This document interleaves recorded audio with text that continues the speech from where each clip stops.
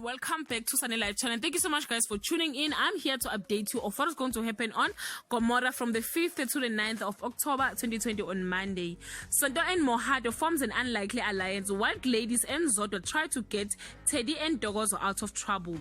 Tati comes up with a unique scheme to hijack cars on Tuesday. Tati and Sonto encounter hiccups that could cause problems for their big mission. Ntokozo, Teddy, Gladys and Zoto sweat under pressure as they struggle to keep a secret on Wednesday. Gladys is backed into a corner when someone unexpectedly starts blackmailing her. Sonto and her team find themselves at a risk when news break out about their syndicate. On Thursday, Sonto and Tati want to split up the money, but Mohado has other ideas. Gladys, Teddy and Ntokozo continue to sweat while Melusi plays an ultimate chess move on Friday. Tati has to act when her mom's life depends on her.